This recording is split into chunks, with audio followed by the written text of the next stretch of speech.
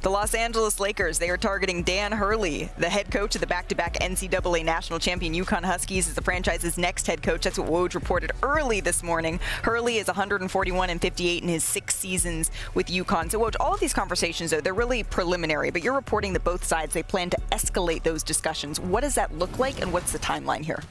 I think the timeline moves relatively quickly. Now, whether that's the weekend, whether that's early next week, I don't think that this is going to linger with Dan Hurley having this hang over his UConn program and having the uncertainty about what's next for them, and the Lakers, who at some point here really have to get on with their search. They have been focused on Dan Hurley from the beginning and very quietly trying to lay the groundwork to get him interested and open-minded and ultimately committed to coming to LA.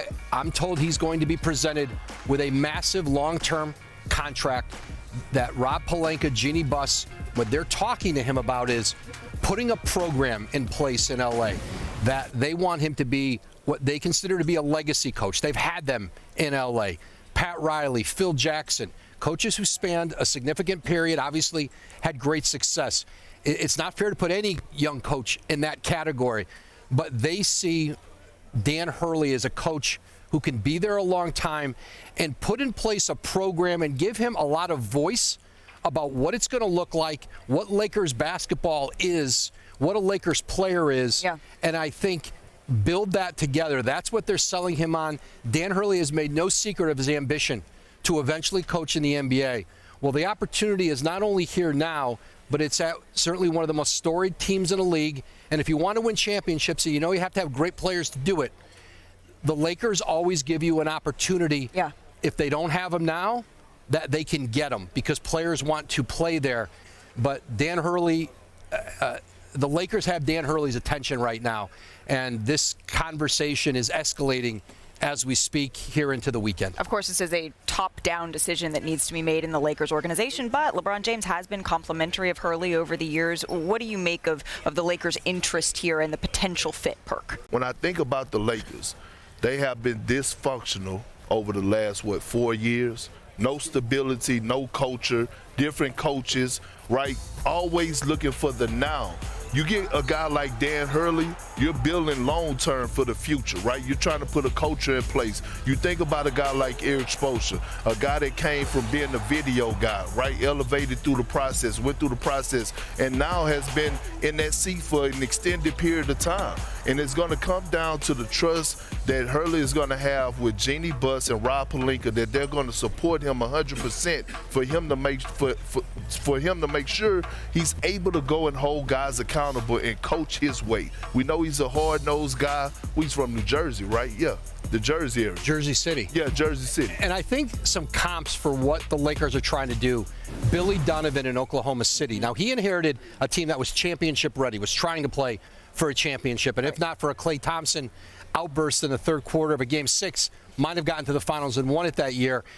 Quinn Snyder in Utah, he comes in, right? He comes in. Yeah. No, I was just saying. He said we can go back to that. We can go back to that. I don't want to take titles away from you. But Quinn Snyder in Utah, who took over a rebuild with the Jazz, but in sync with Dennis Lindsey, their GM, Sam Presti and Billy Donovan. I think that's what Rob Pelinka is looking for here. Is, yes, a college coach who is elite in player development. You talk to NBA coaches, and they are looking at the stuff Dan Hurley's running in college.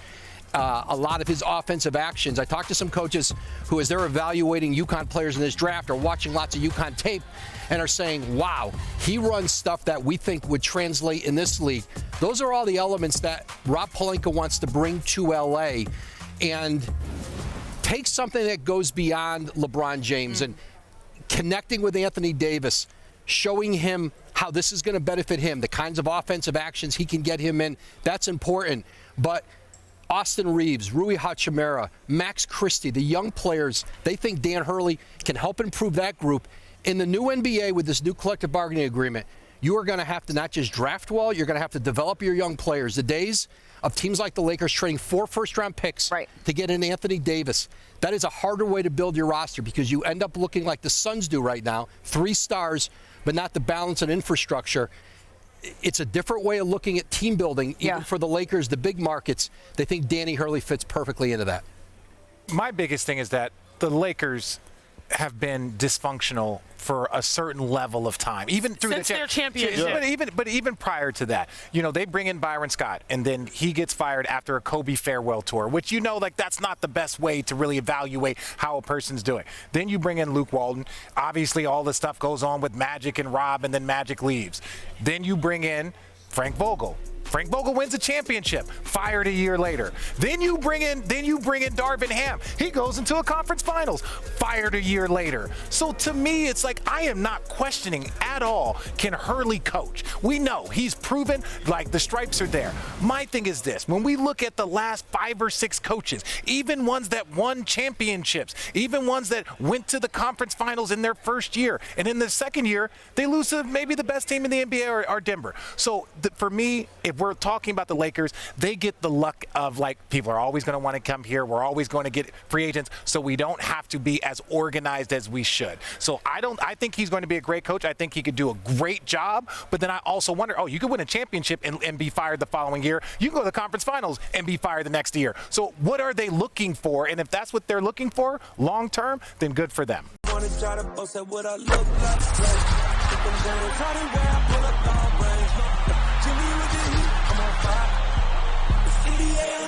NBA,